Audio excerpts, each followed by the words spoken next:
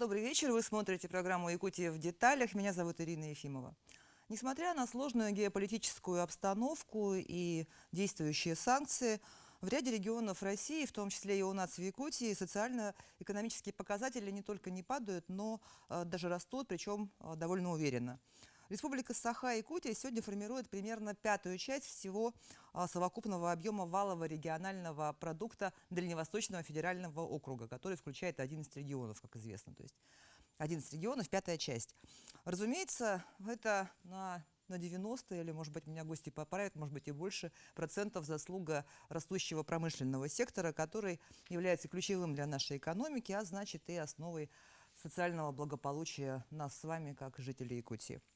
О том, как сегодня развивается промышленность региона, каких показателей удалось добиться, чего мы ожидаем по итогам года уходящего, об этом поговорим сегодня с гостями нашей студии. Ну и первый вопрос про Дальневосточный форум недропользования. Первый Дальневосточный форум, он стартует прямо на днях. Каких гостей мероприятие ждет, что там будет на повестке, ну, наверное... Добрый день, уважаемые телезрители, уважаемые участники.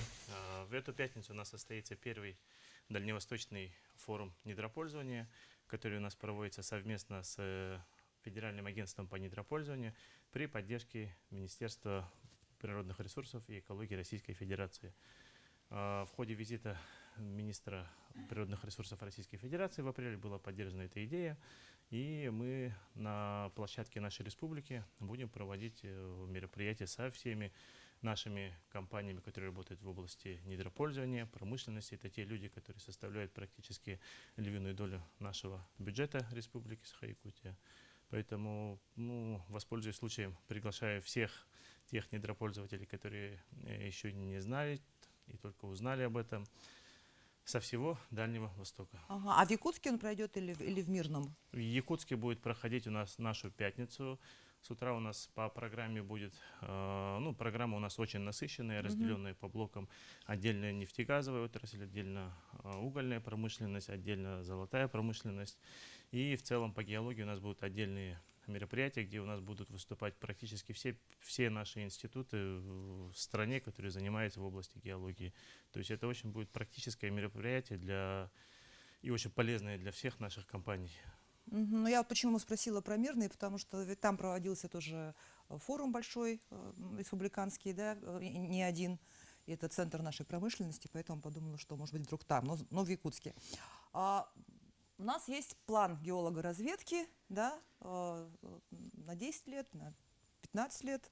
Насколько успешно сейчас идет реализация? У нас разработан проект плана развития геологоразведочных работ на 10 лет, который был представлен нашим главой республики и поддержан президентом страны. На сегодняшний день вот Виталий Васильевич подробно про него все расскажет. Сколько лет прошло из этих 10 лет?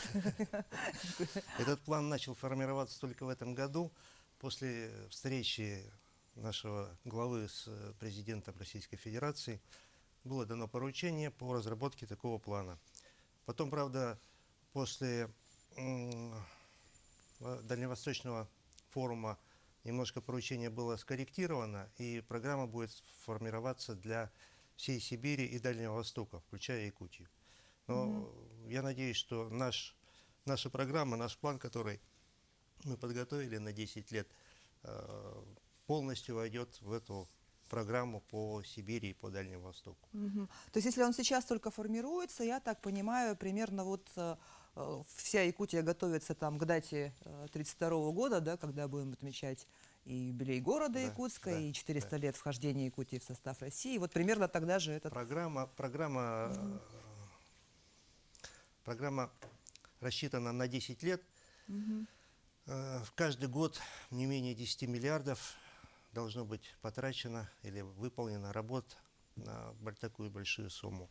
Программа охватывает все блоки.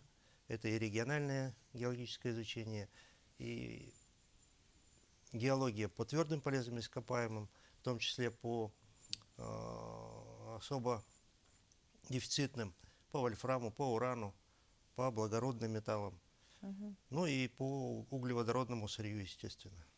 Дополню, это у нас сумма в 10 миллиардов рублей ежегодно, ежегодно на территории Республики Саха-Якутия. Это кратное увеличение тех сумм, которые на сегодня тратятся в геологоразведку на территории республики. Соответственно, если это было раньше там 2-2,5 миллиарда в таком диапазоне, то у нас будет ежегодный рост до 10 миллиардов. Это, То есть в 5 раз. да, это более 100 новых объектов, которые у нас будут, по которым будут проводиться работы. Мгм. Я понимаю, ну правильно понимаю, что на 10 лет, а там арктический шельф как-то учитывается? Ну вот просто как человек, который знает об этом только из СМИ, да, я ну просто знаю, что именно в Арктике Конечно, там какие-то огромные в том запасы. числе в арктической зоне у нас запланирована работа по поиску и углеводородного сырья. Да, Виталий Ильич? И углеводородного сырья, и олова, и вольфрама. Это все арктические территории. Ну и вся эта работа, которая будет по постановке новых объектов, но связана у нас с развитием круглогодичного глубоководного морского порта Найба, который у нас запланирован на территории... Тихси-2, которые Да, который у нас так запланирован на называемые. территории Булунского района. Ага. Соответственно, в этом районе у нас оно будет как кластерно будет все развиваться, соответственно, и там же и будут проводиться основные поисково-оценочные работы на те полезные ископаемые. Мгм. Понятно, что там наверняка какие-то партнеры есть. Росгеология. Да, на территории республики у нас работа проводится Росгеологией. В лице Росгеологии у нас представлена компания Якутсгеология, где наша республика входит в число акционеров, владельцев компании, совместное предприятие республики и Росгеологии. Я думаю, что директор расскажет нам о тех планах, о тех работах, которые у нас проводятся на территории республики. Да, коллеги. Вы у меня как Телезрители. модератор, Да. как соведущий фактически. Росгеология активно сотрудничает с правительством, с республикой, с правительством. Еще в 2019 году было подписано соглашение о сотрудничестве, которое подписал глава республики Айсен Сергеевич Николаев. Как бы там закреплены стратегические параметры развития экономического совместного развития. Совместная работа по подготовке программ исполнения минерально-сырьевой базы твердых полезных ископаемых и углеводородного сырья ведется в контакте с Министерством промышленности и геологии в лице ее руководителя Терещенко Максима Викторовича. Что я могу сказать? Мы чувствуем помощь со стороны правительства и понимание. Ну и от совместной деятельности зависит перспектива развития минерально-сырьевой базы Якутии. Ну, за последнее время реализовано несколько таких важных и серьезных объектов. Это объекты по алмазам, Мендо-Барылайская площадь.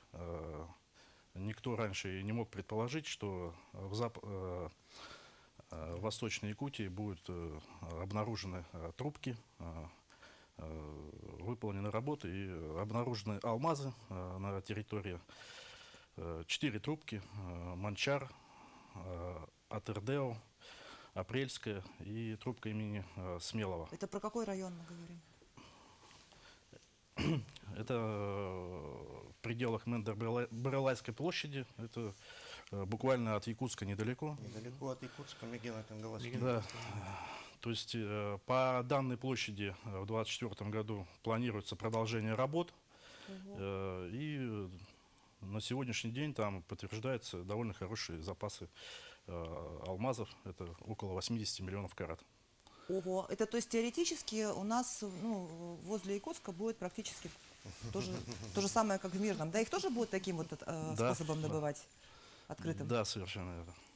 Эти трубки находятся на глубине 100 метров от поверхности, они на поверхность не выходят. То есть они перекрыты 100-метровой рыхлой, ну не рыхлой, а юрской толщей. И предприятие, вот Якутсгеология, ищет их способом бурения. То есть вначале выделяются по геофизике. По геофизике аномалии, сначала потом забуриваются и открываются. То есть такого просто большого карьера, наверное, уже не будет. Как в удачном или в Мирном? Да. Ну, мы еще посмотрим, какой карьер там будет. Также ведутся активно работы по поиску золота. Несколько объектов реализовано, прирощены запасы. Это Тамота-Якутская площадь, порядка 30 тонн запасов. Спокойнинского рудного участка, узла 40 тонн запасов. Ну, еще ряд объектов. То есть все эти выполненные работы передаются государству, дабы потом использовать для передачи недропользователям данных объектов. Потом проходит аукцион, где у нас участвуют недропользователи, и, соответственно, уже та или иная организация, которая выиграет аукцион, она будет недропользователем и уже будет осуществлять там работы по добыче полезных ископаемых. В целом, в рамках вот большой программы федерального проекта «Геология возрождения легенды», который у нас сейчас вот по второму этапу идет, в рамках которой мы вот заявились, республика, практически в инициативном порядке, мы совместно с нашими ведущими институтами страны выбрали уже от нас, какие объекты нам интересны, и совместно вот с Якутсгеологией, с Росгеологией совместно проработали и внесли эти предложения уже на уровень Министерства природных ресурсов. На сегодняшний день к 1935 году благодаря этой программе откроется более 1000 новых месторождений на всей территории Дальнего Востока. Что такое 1000 месторождений? Это тысячи, десятки новых рабочих мест и, соответственно, поступление в консолидированный бюджет нашей страны. 1000 это на Дальнем Востоке, На Дальнем Востоке, да. на всем, не только в Якутии, получается. Ну, львиная доля, конечно, это будет на территории республики. Мы рассчитываем.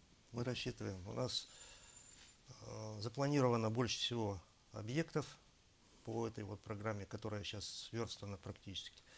По Якутии самое большое количество объектов, самые большие объемы денег. Ну, если вернуться к партнерству, надо еще сказать, что у нас есть еще одна дочка Росгеологии в Якутии. Это Якутсгеофизика, которая занимается поиском углеводородного сырья, региональными работами.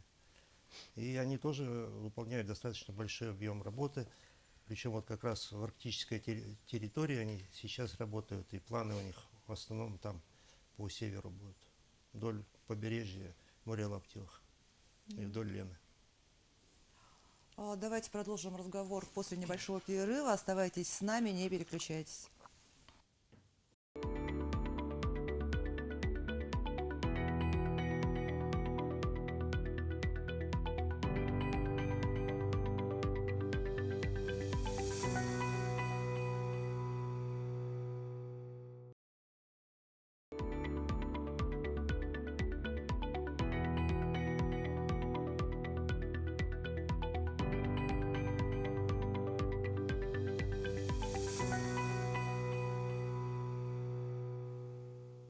Это «Якутия в деталях». Мы говорим о промышленности, о перспективах развития. До перерыва обсуждали перспективы геолога разведки. Выяснилось, что у нас в Мегино-Кангаласском улусе, возможно, будет второй мирный по добыче алмазов. И у меня вот такой еще вопрос возник, да, опять же дилетантский, но я же правильно, если я правильно понимаю, то о том, что у нас запасы огромные, знали всегда, но их было просто добывать невыгодно из-за того, что вот это далеко, холодно, дорого. Вот просто технологии новые появляются, да, поэтому... Ну, смотря по какому виду... Или просто кончаются везде ресурсы, и кроме нас их нигде нету ни у кого. По какому виду полезного ископаемого? Если по золоту, то да. Новые технологии, новая техника, более мощная, которая позволяет рыхлить без взрыва, промывать, добывать золото. По югу Якутии у нас к месторождениям уже относится содержание золота там, меньше грамма на тонну.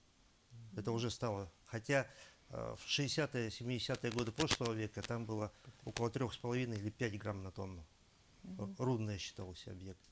То есть вы уже все добыли? Все вымыли? Ну, не все, Что еще могли? много чего можно, но Ну, по мере выработки. По мере выработки возвращаются на те же самые объекты и повторно их отрабатывают, и отмывают, и снова золото добывают. Ну и в целом сама инфраструктура идет у нас к развитию. Например, та же, например, атомная станция малой мощности, которая у нас строится в Усянском районе, оно даст толчок очень большой для промышленных предприятий, которые будут осваивать месторождения на севере в Арктике. Например, это Кичуское месторождение, одно из самых, и если я не ошибаюсь, когда его разыграли, это было самое крупнейшее месторождение золота в нераспределенном фонде на территории России. Соответственно, чтобы его развивать, нужны были производственные мощности. А, соответственно, то, что сейчас делает Росатом у нас в Арктике, тот же глубоководный порт, который у нас планируется строительство в Найбе, вот это все дает развитие инфраструктуры, которая там, и делает рентабельным его для вовлечения в эксплуатацию. То есть месторождений. некий такой кумулятивный эффект везде Конечно, возникает, конечно, да? Понятно, что вот мы начали с того, что про развитие промышленности это, конечно, там налоги, рабочие места в первую очередь, но кроме того, конечно, для жителей вот тех отдаленных районов это появляется инфраструктура, дороги, попутно тянется там газ. Можно сказать, даже это как сервисная экономика, то есть наши местные компании заходят туда на обслуживание на тех же предприятиях, да, крупных, то есть местное население, работа появляется. Например, если я не ошибаюсь, на сегодня в ту же Усть-Куйгу летает 4 раза самолет в неделю летает, там 5. Там будет строиться новый аэропорт. Это вот развитие идет оно комплексно в целом полностью. А как, кстати, работает вот эта программа «Местные кадры в промышленность»? Местные кадры в промышленности, это, если не ошибаюсь, сейчас порядка 40 тысяч человек было трудоустроено по линии местной кадры в промышленности во все наши предприятия, которые очень активно вовлекают наши кадры. А сами предприятия, они заинтересованы в том, чтобы работали местные? Или это мы вот как со стороны республики их заставляем нанимать, а не привозить вахтовиков? Скажу, что, конечно, это поддержка местного населения в первую очередь стоит такая задача перед компаниями. Со стороны правительства республики мы в наших соглашениях, которые заключаем со всеми нашими крупными предприятиями по социально-экономическому развитию нашей республики, одним из обязательных пунктов стоят там с показателями привлечения местных кадров в промышленность, там столько человек, то есть все у нас так распределено и работает. И компании, конечно же, охотно идут на это. Ну и тут, наверное, еще важно, чтобы образование тоже в связке работало, да, чтобы вот система колледжа там, и так далее тоже готовили кадры. Вообще с кадрами проблемы есть? Вот,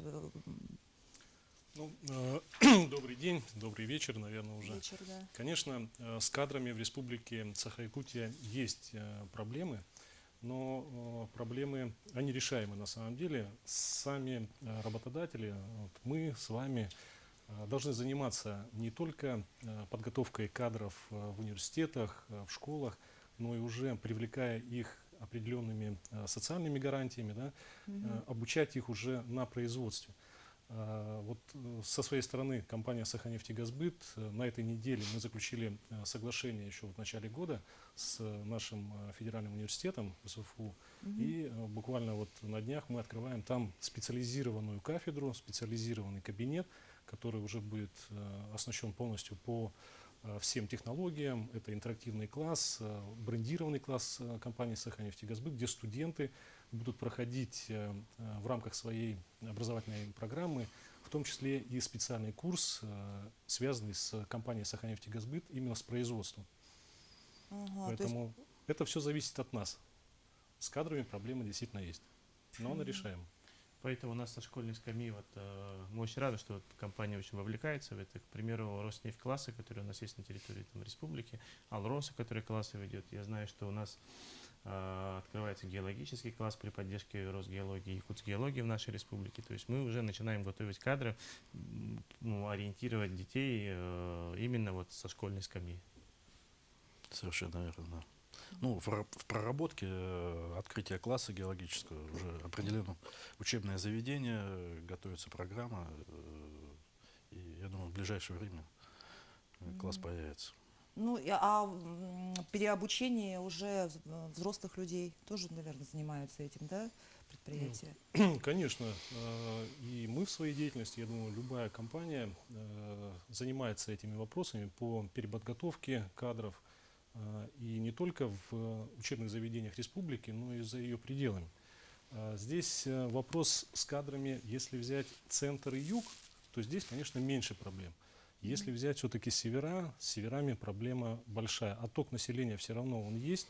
На местах вот в Арктике есть крупные компании основные, да, это и энергетики, компания Саханефтегазбыт, которые между собой, грубо говоря, разделили всех высококачественных специалистов.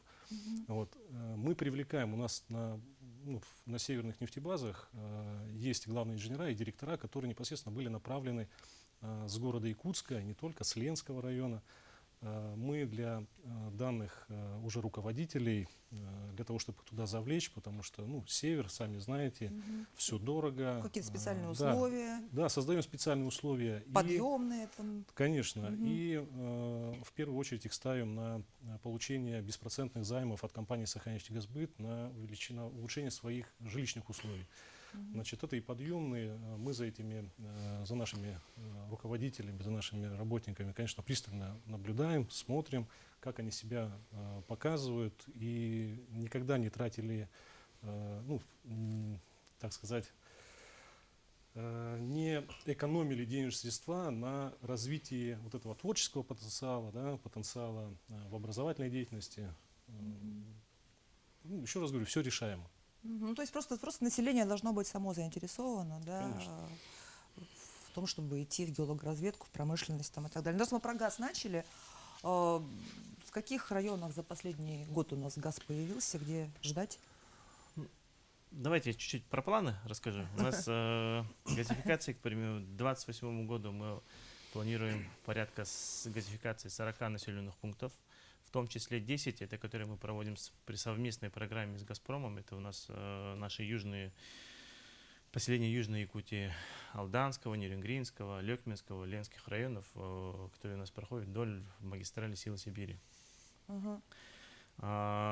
Начнется газификация Амгинского, Усалданского районов и продолжением газификации поселений Мегино-Кангаласского, Черепчинского и Верхнеулийского районов нашей республики.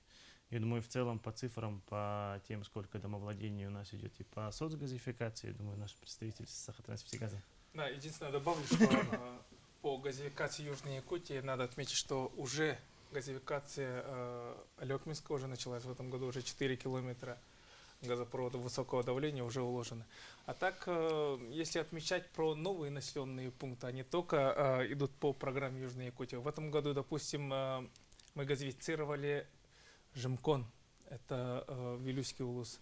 35 километров межпоселковых газопроводов было проложено, и все внутрипоселковые сети тоже. Там уже, насколько я помню, порядка 50 человек уже подключено. Кроме того, в этом году вновь подключили мы Харбалу. Там, по-моему, 6 километров межпоселкового газопровода было построено, и уже первый этап газификации уже произошел. Там тоже люди получили газ. Также межпоселковый газопровод в этом году был построен в Колещеве. Со следующего года мы начинаем строительство внутрипоселковых сетей. И газ впервые получили жители Урюнкуля, это Черепчи. Вот. А так в целом надо отметить, что наша республика является лидером на Дальнем Востоке в российском рейтинге в социальной газификации.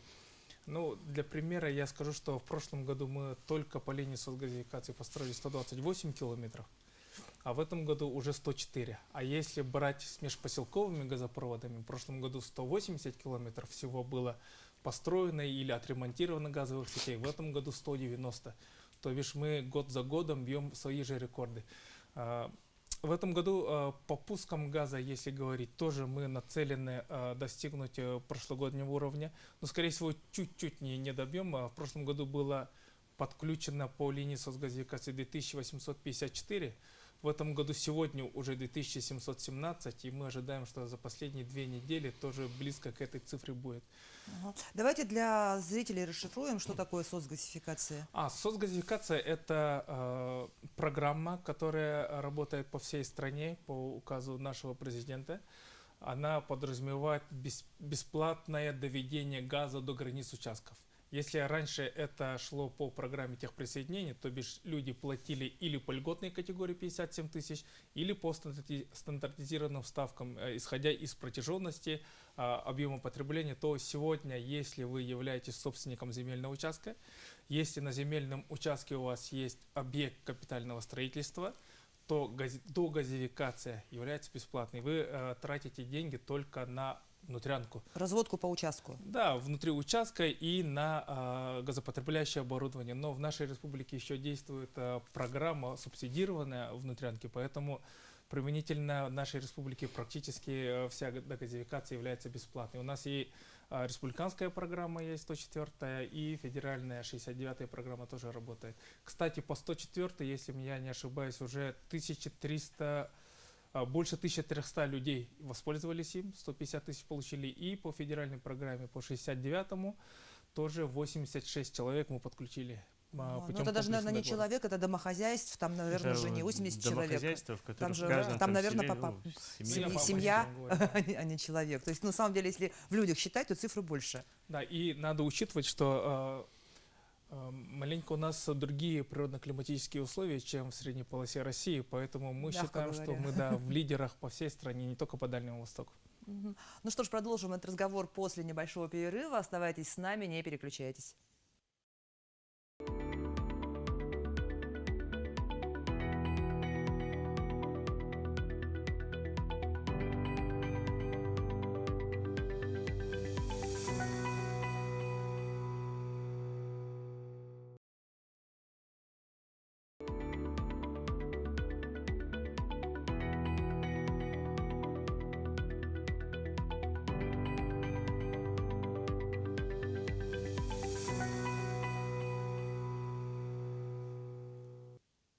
Это «Якутия в деталях». Говорим о промышленности в целом и о газификации в частности.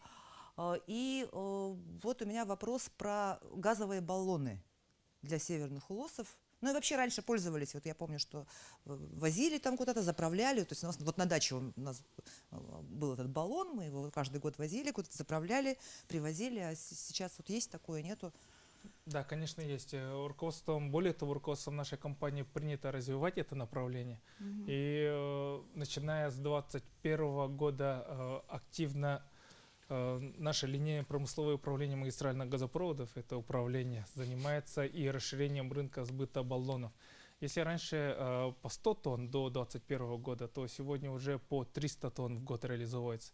В том числе надо считать, что это вилюйский, горный, хангаласский, намский, мегано-хангаласский, но с этого года уже начали сотрудничать с северными улусами. Венобутантайский, в этом году уже будет анабарский, то бишь развитие реализации газа в баллонах не только не снижается, оно и у нас увеличивается. Хорошо. Хочется успеть еще поговорить и про газомоторное топливо, конечно, это смежная с газом тема, да. Как вот у нас это идет, насколько это популярно вообще? Давайте я введу у нас в республике, введу в эту тему. По газомоторному топливу Министерством промышленности проводится очень большая работа. Мы предоставляем на сегодняшний день субсидию для граждан. То есть у вас машина на газу или нет? Нет, на бензине. Вот мы можем вам компенсировать 90% перевода на газовое топливо вашей машины. Соответственно, вообще в целом программа, для чего, да, она у нас идет? Это снижение выбросов в атмосферу, это в первую очередь. Во вторую очередь все мы знаем, сколько у нас стоит литр бензина, сколько стоит литр газа, да. Соответственно, это очень экологично, и в целях поддержки развития рынка газомоторного топлива также республикой было принято решение снижения налогов на транспорт в размере 50% на те машины, которые у нас зарегистрированы и переведены на газ. То еще и транспортный налог напополам. Да, то есть это на сегодня это очень выгодно, и 90% соответственно у нас субсидируется перевод на газ. И если мы переведем всю нашу технику, вот просто представьте себе, сколько у нас дорожной техники, автобусов, которые все ездят, если они все у нас будут на газу, у нас будет существенная экономия в бюджете нашей республики. Соответственно, содержание этих автомобилей, для этого мы создаем инфраструктуру. Вот компания «Саханефтегаз» будет у нас в прошлом году построила в Ленске реконструкцию автозаправочной станции, сделала, в том числе там и поставили станцию по газу. И на территории всей республики на сегодняшний день мы субсидируем строительство газозаправочных станций. И в том числе, чтобы создавать инфраструктуру для людей, чтобы не было такого, что машины все переведены, а нет инфраструктуры, где это заправлять. Я думаю, вот Саханефтегаз будет как раз таки у нас на прошлой неделе открыли новую станцию по переводу автомашин. поздравляем, расскажите. Спасибо. Немножко дополню, что действительно, начиная с 2022 года, генеральный директор компании «Саханефтегазбыт» Виктор Николаевич Лебедев дал четкое поручение и основное направление, вектор задал развитие рынка газомоторного топлива. В рамках этого проекта мы реализовали проект реконструкции АЗС в городе Мирном, АЗС в городе Ленске, АЗС-48, на которой после реконструкции мы открыли возможность для клиентов приобретать и заправлять свои транспортные средства компримированным природным газом. На текущий момент эта заправочная станция, она функционирует, клиенты довольны. Сейчас мы подписали первые контракты с Алмаздуртрансом на заправку их техники компримированным природным газом. И для того, чтобы иметь полный цикл от заправки и до клиента, от клиента и до его заправки, мы в прошлом году, опять же, Виктор Николаевич принял решение о строительстве на Вилюйском тракте 3-й километр, строительство там современной станции по переоборудованию транспортных средств на компримированный природный газ. Буквально в пятницу, 15 декабря, Максим Викторович Терещенко сам лично участвовал в открытии этой станции. Мы, как компания, получили заключение Межведомственной комиссии о возможности быть получателем субсидий. И действительно до 90% мы можем предложить клиенту при переходе на компримированный природный газ. А у вас в компании служебный транспорт весь на газе? В этом направлении мы идем. Филиал Якутская нефтебаза, мы уже переоборудовали 6 единиц транспортных средств на компримированном природном газе. Да? Это действительно то оборудование, которое мы готовы предложить к установке нашим клиентам. Мы его опробовали в прошлом году уже, и сейчас мы активно его используем. И скажу вам, что эффект очень хороший, эффект он положительный. Это действительно динамика перевода на газ. Это как бы теория 3 «э». Это экономично, экологично и эффективно. Ну, люди боятся до сих пор. Да, Очень многие...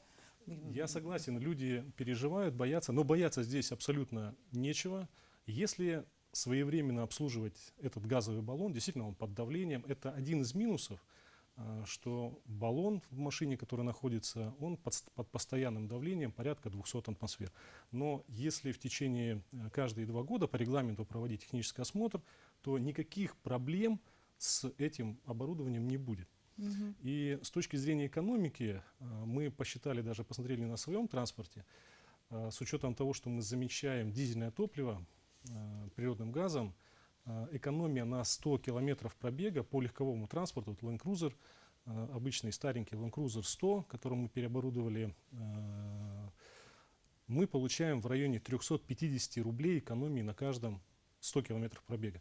То есть если изначально клиент, который заходит к нам на переоборудование легкового транспорта, это примерно 134 тысячи рублей, но эта сумма может быть немножко больше, немножко меньше. Все зависит от комплектации, от машины, от Ну, и, пробегов. соответственно, я из нее заплачу 13 тысяч, Да, а остальное мне остальные, государство конечно, Да, остальные это разместит. субсидирует государство. При этом в первый же год, если вы более 20 тысяч километров пробега, это средний пробег по году, вы получите экономию в порядка 26-30 тысяч рублей. То есть в первый же год вы оправдаете, вернете свои затраченные 13 тысяч рублей, плюс еще 50% налогов. Это прям тема для отдельной программы. Мне хочется еще успеть поговорить про промышленную ипотеку. Недавно выдали первую промышленную ипотеку в Якутии. Что это такое?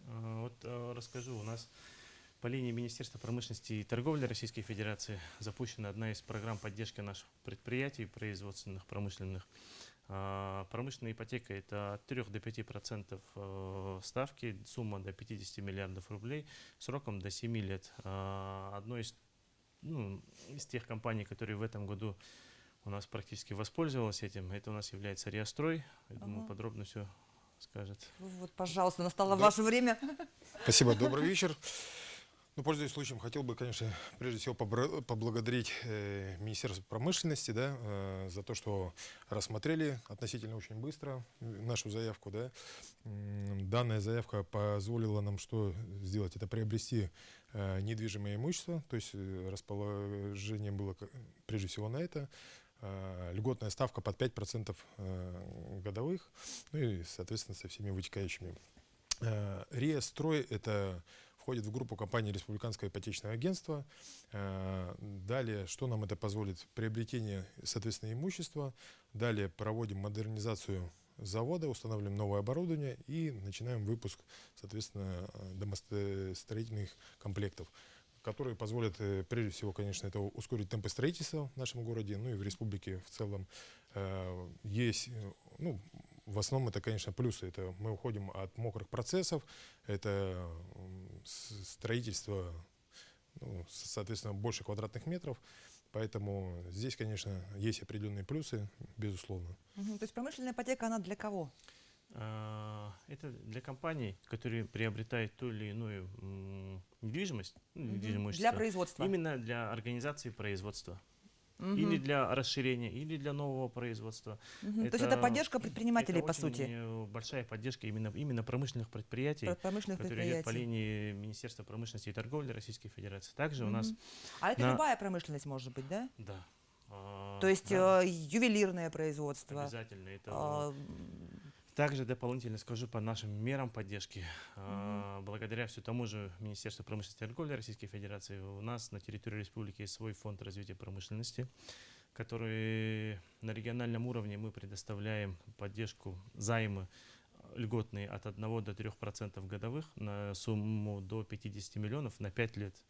Соответственно, именно для развития производства. То есть это вклад в основные средства, то есть приобретение там новых Оборудование. оборудования, новых станков, к примеру. Это для тех компаний, которые на сегодняшний день работают и видят свое развитие, но не хватает там своих оборотных средств или как-то. Они могут к нам обратиться. Так у нас То есть в промышленную ипотеку они могут взять на недвижимость, на где они стройку. откроют цех. Да? настройку цеха Да, или уже на а оборудование. оборудование они возьмут тоже. Да, на сегодняшний день 3% годовых ставка — это, ну, практически, можно сказать, бесплатные деньги. Да, для тем более у компании. нас же вот Центробанк ставку поднял ключевую, когда? Вчера? Например, в этой области очень даже вот работаем с компаниями. У нас на сегодняшний день в связи с теми обстоятельствами, которые у нас в стране находятся, дефицитом отдельных товаров. Например, у нас есть компания «Нитро Сибирь», которая производит взрывчатку для нужд наших компаний промышленных. Соответственно, они открыли здесь у нас предприятие свое дочернее, и на сегодняшний день открыли здесь производство в Алданском районе, в Аймеконском районе. Производят они взрывчатые вещества, взрывчатку для промышленных компаний, и получили по нашей линии тоже займы на свое оборудование. Ага. А вы, получается, будете стройматериалы какие-то производить, да? Да, домокомплекты.